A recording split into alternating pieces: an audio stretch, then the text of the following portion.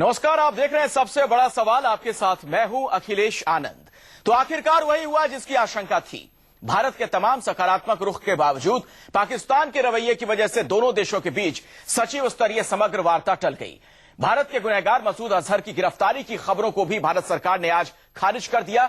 विदेश मंत्रालय के प्रवक्ता विकास स्वरूप ने आज स्पष्ट कर दिया कि सरकार को मसूद अजहर की गिरफ्तारी की जानकारी नहीं। वो मसूद अजहर जिसने न सिर्फ भारत को पहले कई जख्म दिए, पठानकोट अटैक भी उसी की प्लानिंग थी। अगर पाकिस्तान उसे नहीं पकड़ता, भारत को नहीं सौंपता, तब भी क्या हम माने कि पाकिस्तान की मंशा पाक साफ है? इसी घटनाक्रम के मद्देनजर हमारा सबसे बड़ा सवाल है कि क्या पाकिस्तान से बातचीत करके आतंकियों को मुंहतोड़ जवाब देंगे मोदी? मीठी मीठी बातों से भारत और पाकिस्तान की दोस्ती हो जाएगी?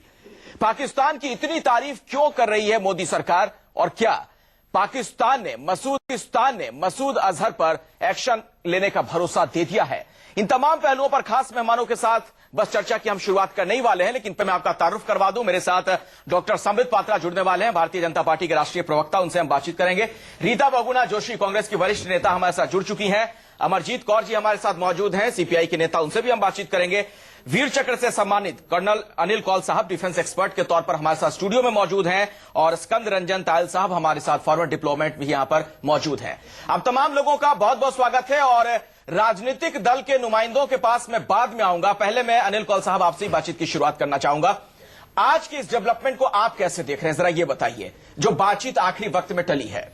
साहब, इसकी आशंका तो हमको बहुत पहले से थी कि ये टलने वाली है, क्योंकि जो अफवाह फैली थी आज से 2 दिन पहले कि मसूद अजहर को अरेस्ट कर लिया गया, वो एक सबसे बड़ी एक्शनेबल एक्शन जिसे माना जा रहा था कि उसकी बेसिस पे हमारी टॉक्स चलेंगी जी।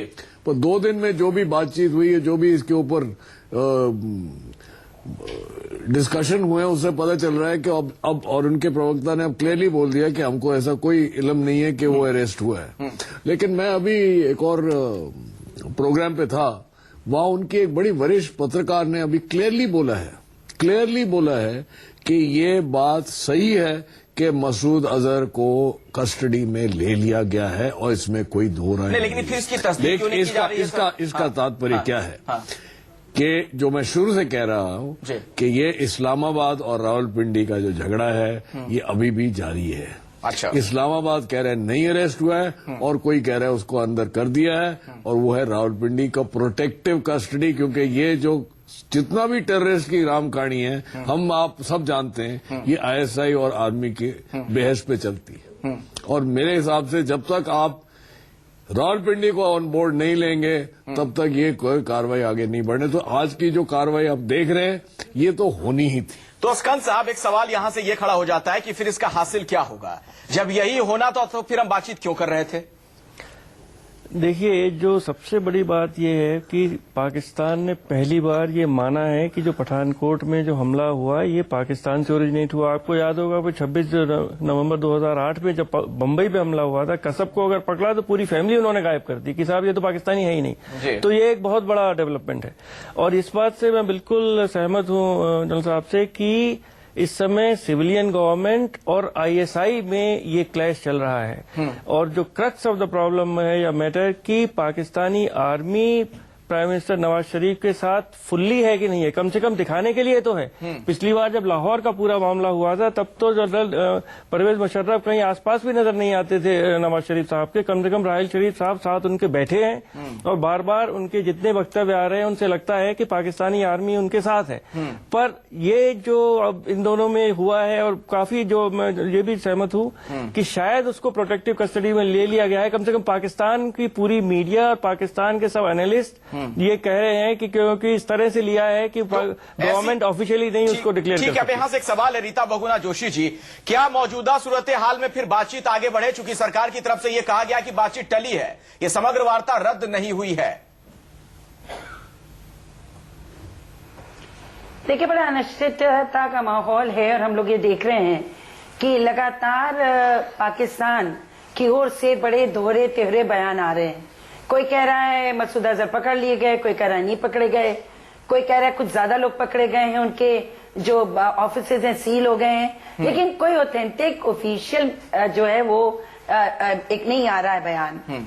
दूसरी बात यह है कि उन्होंने भी स्वीकार नहीं किया है कि पठानकोट उन्हीं लोगों के धरती से हुआ है, क्योंकि आपने उनको एविडेंसेस आपने दिए वो उसके कॉल रिकॉर्ड्स के, लेकिन वो कहते हैं कि ये फोन हमारे देश के हैं ही नहीं, ये नंबर हमारे यहाँ के नहीं है, और अभी वो SIT को भेजने की बात कर रहे हैं कि हम लोगों को भेजेंगे देखने के लिए। तो मुझे लगता है कि बात तो होनी होगी, आज नहीं तो कल, लेकिन अभी इस तरह का माहौल नहीं होना चाहिए कि भारत तत्परता दिखाए कि हम किसी भी हालत में बात करने को तैयार हैं, क्योंकि भारत की ये एस्टैब्लिश पॉलिसी है कि भाई आतंकवाद और वार्ता दोनों साथ नहीं चल सकते, वो चाहे डॉक्टर मनमोहन सिंह जी की सरकार रही हो। ठीक है, लेकिन यही तो सवाल है जी, लेकिन रीता जी यही तो सवाल है कि अभी जो बातचीत की अचानक से बात हुई, आखिर ऐसा क्या बदला था, ऐसा क्या बदल गया था, सूरत हाल क्या बदल गए थे कि हम इस तरीके से तैयार हो गए कि नहीं हम पाकिस्तान से बात कर लेते हैं?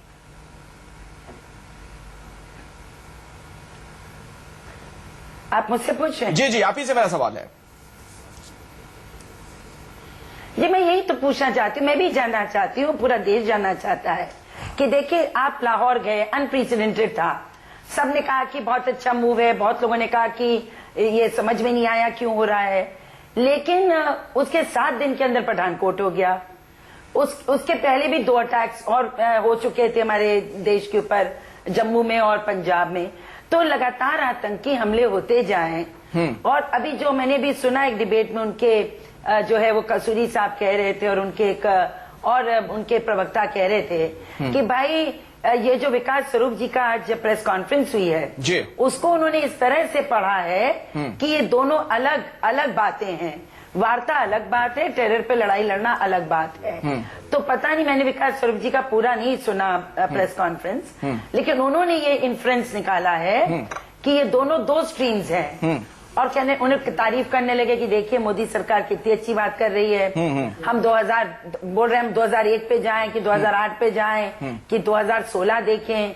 तो उनकी मंशा हमेशा डिले करने की होती है, वो चाहते हैं डिलेड हो जाए और जितना लंबा खींचेगा दुनिया भूल जाएगी और फिर वही रवैया शुरू हो जाएगा। तो टाइम बाउंड करेगी क्या सरकार? मोदी सरकार को कुछ एक निश्चित टाइम फ्रेम देना होगा कि अगर इस टाइम फ्रेम में आप एक्ट करें तो हम आगे बढ़ें, ओपन एंडेड नहीं छोड़ना चाहिए। चलिए मैं इसका जवाब लूंगा। बीजेपी के राष्ट्रीय प्रवक्ता डॉक्टर सबित पात्रा भी हमारे साथ जुड़ गए, मैं इसका जवाब उनसे लूंगा, उसके बाद में अमरजीत जी आपके पास भी आऊंगा, लेकिन उससे पहले जरा दर्शकों को हम सुनाते हैं आज जो बातें कही हैं विकास स्वरूप जी ने। एक बहुत ही महत्वपूर्ण बयान उन्होंने ये दिया, उन्होंने कहा कि जब मियां बीवी राजी तो क्या करेगा काजी, मतलब इस कदर बातचीत के लिए भारत सरकार तैयार है।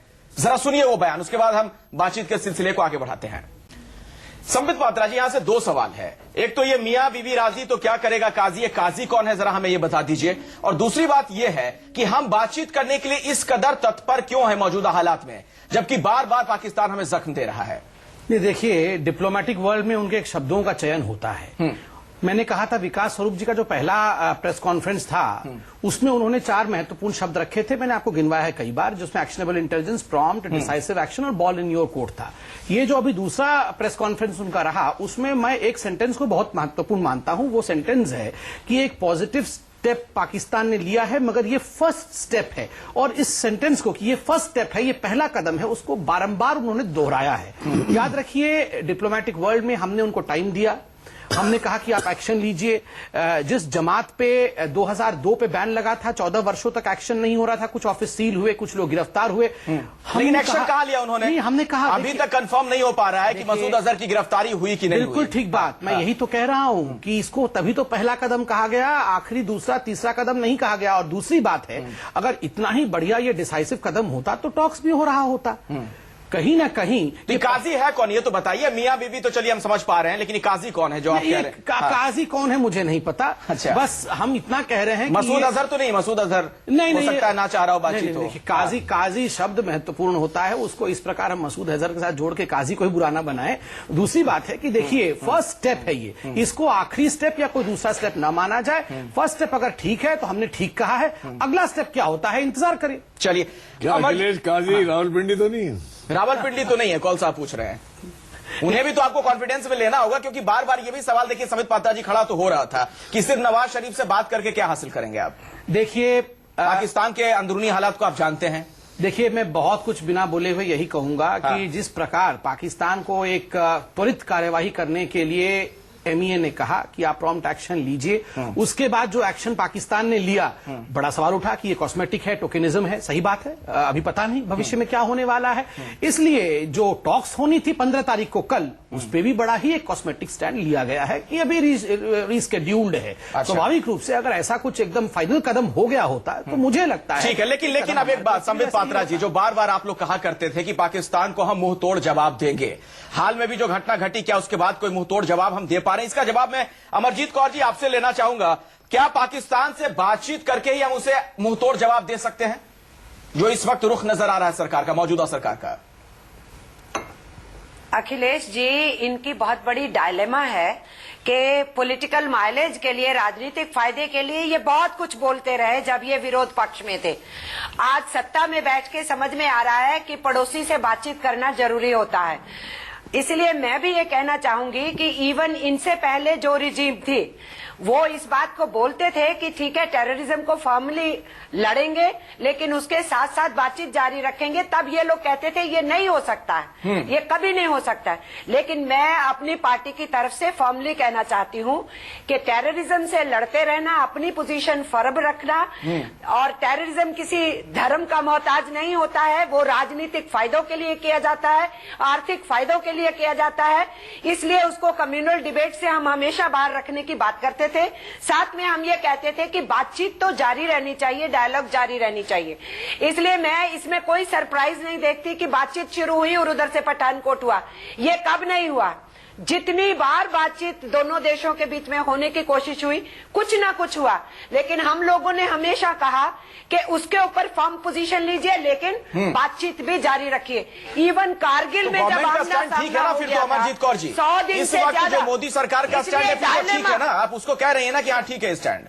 मैं ये नहीं कह रही, मैं ये नहीं कह रही, मैं ये कह रही हूँ कि इनके सामने अब डायलेमा इनको समझ में आ रही है कि बातचीत जारी करना जरूरी होता है। लेकिन बातचीत तो होगी, लेकिन टाइम फ्रेम गवर्नमेंट को सोच समझ के तय करना चाहिए। जब टाइम फ्रेम को लेकर देखिए रीता बहुगुणा जोशी जी भी सवाल खड़े कर रही थी। संबित पात्रा जी, आप अभी चर्चा में जुड़े, उससे पहले रीता बहुगुणा जोशी का भी ये कहना था, टाइम फ्रेम क्या कोई आप लोग मियाद तय कर रहे हैं, कुछ समय तय कर रहे हैं, ये कब होगी फिर वार्ता अगर होगी तो? क्योंकि देखिए ये तो आप मान के चलिए बहुत मुश्किल है, ये दुनिया का हो सकता है 8वां अजूबा हो कि मसूद अजहर को गिरफ्तार करके पाकिस्तान हमें सौंप दे, या दाऊद इब्राहिम हमें दे दे, या फिर हाफिज सईद। देखिए, टाइम फ्रेम पूछ रही है रीता जी, मैं आपको बता रहा हूं, अगर आज आप मान लीजिए कि अगर आज टाइम फ्रेम दे दिया जाता कि चलिए अगले महीने 15 तारीख टॉक्स होंगी, तो रीता जी पूछ रही होती इतनी जल्दी क्या थी जी 15 तारीख बताने की, आप इंतजार करते।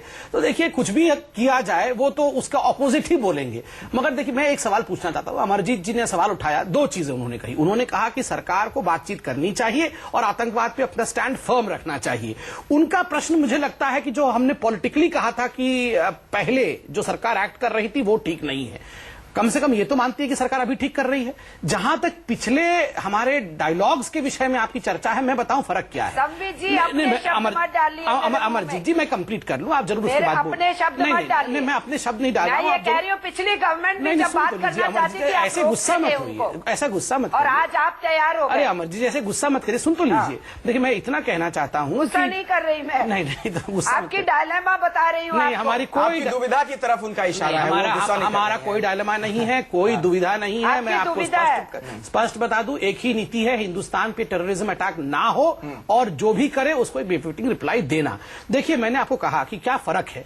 जब हेमराज का सर काटा था, आपको याद होगा, क्योंकि उसी संदर्भ में क्वेश्चन बार बार उठता है कि आपने तब ऐसा कहा था, अब ऐसा कहा। बिल्कुल। जब हेमराज जी का सर कटा था, आपको ध्यान होगा, पार्लियामेंट में डिबेट हुआ था। एंटनी साहब जो कि डिफेंस मिनिस्टर थे, उन्होंने ऑन द फ्लोर कहा था ये पाकिस्तान के आर्मी के आउटफिट पहन के, कपड़े पहनकर कोई मिसक्रिएंट थर्ड प्लेयर आए थे जो सर काट के ले गए। हमने वहां प्रोटेस्ट किया था पार्लियामेंट पे कि बिल्कुल नहीं, आप नहीं, लेकिन 10 सर वाला बयान भी तो आपने दिया था। देखिए, इसको आप 10 सर काट कर इसको आप समझिए क्या डिफरेंस रह रहा है। पठानकोट हुआ, हमने, अरे सुन तो लीजिए अमरजीत जी, वहां हमारे ऑब्जेक्शन पे पार्लियामेंट में कांग्रेस की सरकार को वापस आना पड़ा था। नहीं, फिर उन्होंने कहा कि नहीं चलिए पाकिस्तान आर्मी का नाम लेते हैं। ये खुल के नाम नहीं लेना, हमने तो पूरा खुल के, प्रधान नवाज शरीफ ने खुद फोन किया और कहा कि नहीं भैया हम एक्सेप्ट करते हैं। ब्लैंकेट डिनायबिलिटी से एक्सेप्टेबिलिटी, ऐसा कुछ बदला है कि अनिल कौल साहब, आपको जो लगता है संबित पात्रा जो कह रहे हैं कि इस तरह से हालात एकदम बदल गए हैं? एकदम नहीं बोल रहा हूं। संबित का जो कहना है कि पठानकोट के बाद वहां से एकदम से जवाब आया कि साहब हमने एक्सेप्ट कर लिए, no, I don't agree with that. ये 3 या 4 दिन बाद आया है, और वो तब आया है जब अमेरिका ने इनकी चाबी लगाई। अच्छा। और वो आपको भी मालूम है, शायद मालूम होगा, और मेरे ख्याल में बात हो रही थी कि इनके जो F-16 है वो रोक ली गए, और $1 बिलियन का इनका जो इमदाद थी वो बंद कर दी गई। और वो चाबी लगाने के बाद उन्होंने जब इनको बोला ये कि बात संबित पात्रा जी नहीं बता रहे हमारे इंडिया ने जब इंडिया आपके तरफ हाथ इशारा कर रही है हाथ मिलाने का, तो आप भी कुछ जरा करिए, तब ये बयान आया कि yes we are concerned about and we condemn the attack etcetera, but it is not spontaneous नहीं था। लेकिन सर ये मीठी मीठी जो बातें हो रही हैं, जिस तरफ इशारा बार बार किया जा रहा है कि हम बात करेंगे, जाहिर तौर पर बात के अलावा और कोई विकल्प नहीं हो सकता है पड़ोसी मुल्क के साथ, लेकिन क्या आपको लगता है कि इससे भारत और पाकिस्तान की दोस्ती बढ़ जाएगी? सर मेरा सुझाव तो बड़ा सिंपल है, ये इस लेवल की बातचीत तो चलती रहेगी। मैं समय से पहले भी और बाकी लोगों से भी पहले बोल चुका हूं, ये बातचीत हमको बॉर्डर मैनेजमेंट और टेररिज्म के खिलाफ एक्शन लेने पे अब मजबूर कर दिया गया है, और ये पाकिस्तान के हित में होगा कि ये टॉक्स जो हैं ये ग्राउंड लेवल पे bottom up versus top down technique इस्तेमाल की जाए, और ग्राउंड पे आके बात करें कहां से आए, कैसे आए, क्यों आए, कैसे ये हुआ, ठीक है, वो ज्यादा जरूरी है। बाकी ये असर को पकड़ो नहीं पकड़ो, it doesn't make a difference. लेकिन सवाल ये है स्कंद साहब, 24 घंटे के अंदर अंदर एक तरीके से जो यू टर्न ले लिया पाकिस्तान ने। मैं आता हूं आपके पास अमरजीत जी, जो खबर आई कि वहां पर मसूद अजहर की गिरफ्तारी हो गई है, आज वहां से लगाम खारिज कर दिया गया इस चीज को। अब भारत सरकार की तरफ से भी बयान आया आधिकारिक तौर पे कि हमें कोई इसकी सूचना नहीं है। ऐसी स्थिति में हम ये समझ चुके हैं कि पाकिस्तान का मूल चरित्र नहीं बदलने वाला, फिर भी हमें क्या मिलने जा रहा है इस बातचीत से? देखिए, अगर 2 प्रधानमंत्रियों ने कोई रास्ता एक तय किया है तो उसको कुछ समय देना चाहिए कि हमारे 25 दिसंबर को हमारे प्रधानमंत्री गए, उसका चाहे जितने पठानकोट हो जाए, चाहे जितने पठानकोट। देखिए, जो इस बार रिस्पांस पाकिस्तान की आई है, इतने हमले हमारे ऊपर हुए हैं, पहले कभी इस तरह पाकिस्तान ने कभी माना है, कभी इस तरह के SIT का गठन किया है, कई इस तरह इंटर मिनिस्ट्रियल कमेटी का गठन किया है, उनका रिस्पांस आप देखिए जो पहले के जितने अटैक्स हुए हैं उनसे बिल्कुल फर्क है। तो हमें थोड़ा सा उन्हें समय देना चाहिए, और विदेश मंत्रालय ने बिल्कुल सही कहा है, और उन्होंने बड़ा पॉजिटिव स्टेटमेंट दिया है कि पहला कदम उन्होंने उठा लिया है, और थोड़ा देखेंगे। ये लंबी दौड़ है, तो ये नहीं कि कल ही मीटिंग हो जाएगी, और बहुत जल्दी शायद मीटिंग भी हो जाएगी। चलिए, पर हमें थोड़ा सा उनको समय देना चाहिए। ठीक है, और हमें समय देना चाहिए। संबित पात्रा जी, पूरा पाकिस्तान ये मानता है कि मसूद अजहर को पकड़ लिया गया है, पूरा पाकिस्तान ये मानता है। हमारे जवान बार बार मारे जा रहे हैं, एट व्हाट कॉस्ट? ये कब तक समय देते जाएंगे आप? बिल्कुल, ये बड़ा सवाल है, किस कीमत पर ये समय हम देते रहे। और दूसरी बात यह भी है कि भारत सरकार पाकिस्तान की इतनी तारीफ क्यों कर रही है? पाकिस्तान सही रास्ते पर चल रहा है, ये कहना है भारत सरकार में विदेश मंत्रालय के जो प्रवक्ता है उनका। संबित पात्रा, जिसका जवाब आपसे लूंगा, जिस तरीके से उसकी गिरफ्तारी नहीं हुई, इसकी पुष्टि नहीं हो पा रही है, ये एक वजह हो सकती है।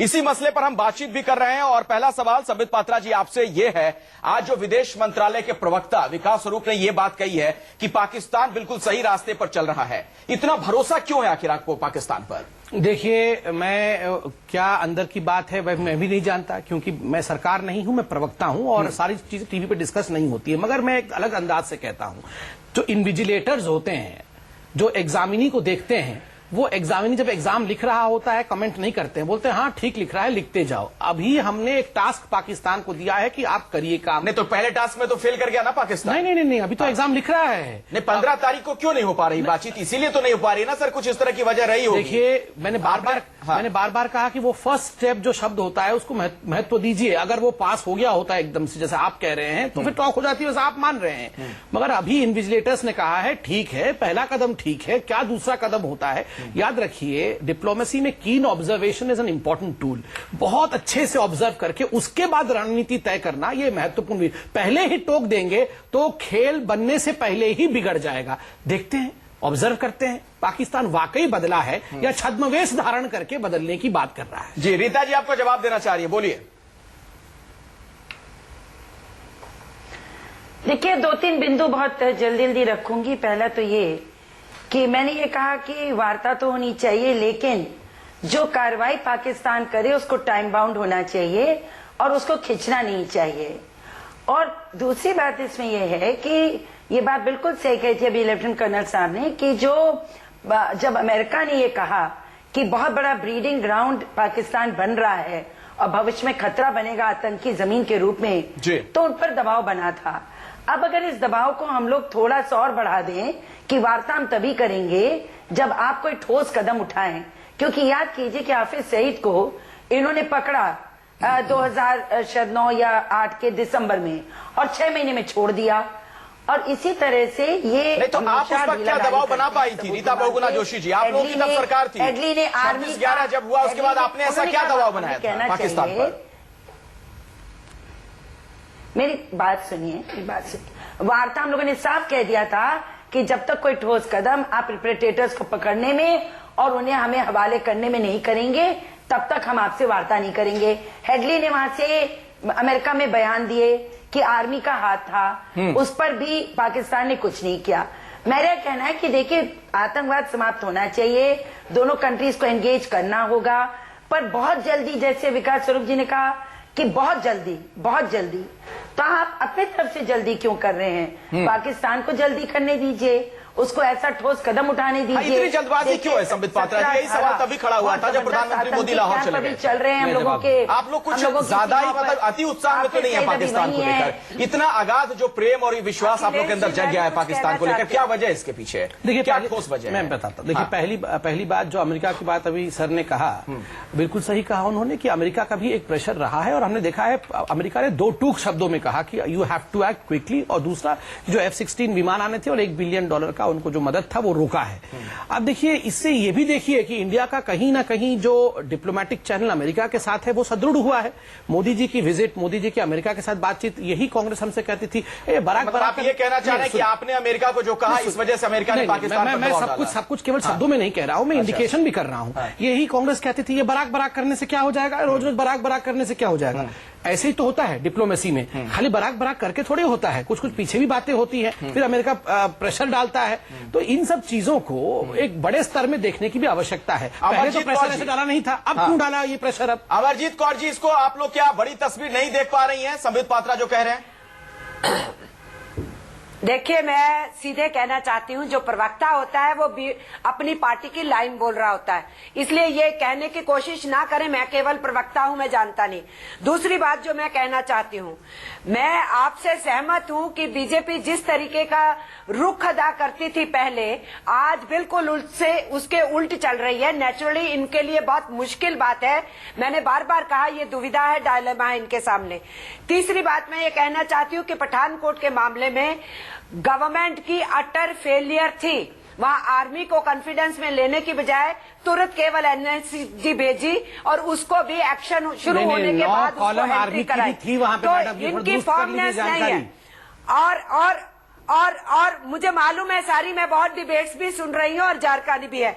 चौथी चीज जो मैं कहना चाहती हूँ वो बहुत साफ है, बातचीत तो होनी चाहिए, इसमें कोई दो राय नहीं है, उस पर हम नहीं कह रहे कि नहीं हो, लेकिन टाइम फ्रेम कैसा होगा उसको देखना।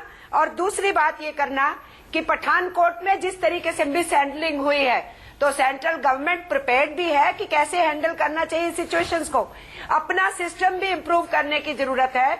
और इसलिए ये जो बार बार कह रहे हैं ना, छोटा सा जवाब संबित पात्रा जी, उसके बाद बाकी मेहमानों का मैं रुख करूंगा। बहुत छोटा सा जवाब नहीं होनी चाहिए। और सवाल में मैं एक बात जोड़ दूं, जो आप बार बार कहते हैं ना कि इस तरह की हमारी तैयारी थी, जब इतनी तैयारी थी उसके बावजूद अगर आतंकी अपने नापाक मंसूबों को अंजाम देने में कामयाब हो जा रहे हैं, तो अगर नई तैयारी होती तो फिर क्या होता है? देखिए 3 चीजें हैं पठानकोट, खुफिया जानकारी भी मैं बता रहा हूं। पठानकोट के लिए 3 चीजें हैं। पहली बात तो हर कोई कहता है कि खुफिया जानकारी जो इंटेलिजेंस रिपोर्ट थी वो अपने आप में बहुत ही अद्वितीय था। तो स्वाभाविक रूप से जब आप सरकार के बारे में बात करते हैं तो खुफिया जानकारी को भी सरकार से जोड़ के ही देखिए कि अगर इंटेलिजेंस फेलियर होता तो आप सरकार की गर्दन काटते, तो कम से कम सरकार का पीठ भी थपथपाइए कि ऐसा इंटेलिजेंस था। दूसरी बात कि आर्मी वहां नहीं पहुंची, एनएसजी को पहुंचाया गया, ये गलत बात है। आप देखिए पूरा रिपोर्ट इंडियन एक्सप्रेस अखबार में छपा कि 9 column, 9 columns of army were deputed there, जो जहाज वहां रखी थी उन जहाजों को उड़ाया भी गया। तो ये सारी चीजें रिपोर्ट बनकर आई हैं। आधी अधूरी ज्ञान के आधार पर हमें अपने ही जवानों के ऊपर, अपने ही आर्मी के ऊपर, क्योंकि नहीं वो कोई कुछ नहीं कर रहा है सर, वो सरकार पर सवाल खड़े हो रहे हैं,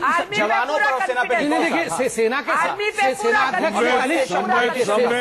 अध्यक्ष ने कल प्रेस कॉन्फ्रेंस किया है, सरकार ने प्रेस कॉन्फ्रेंस नहीं किया, सेना अध्यक्ष ने कल प्रेस कॉन्फ्रेंस किया है कि संवेद आई ऑब्जेक्ट इवन कल जो I'm sorry to say, thank God we have only got Indian panelists. Even the chief of the army has not given the correct picture. I'm sorry to say that. 9 columns were not deputed. In the beginning, there were only 2 columns, and that means hardly 2 companies, which is understrength companies during peacetime, would be not more than 60 to 70 men. I'm sorry to say, अगर आप tactical बात कर रहे हैं, I agree with the lady. It was a complete, very botched up mess affair. Let's not talk about it because ज्यादा बोलेंगे उससे ज्यादा बात निकलेगी. But the problem area with us is we don't introspect. हम अंदरूनी खोज नहीं करते. आज की तारीख में आपके पूरे इंडिया में कितने सारे एयर बेसेस हैं, कितने आपके नेवल बेसेस हैं, कितने आपके आर्मी के इंस्टॉलेशन हैं जहां पे एक सिक्योरिटी ऑडिट की जरूरत है.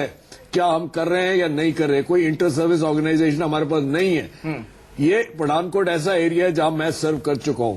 यहां पे एक सिस्टम होता था जहां पे कि ऐसे वारदात पे एक एक्शन का प्लान था. क्या हुआ?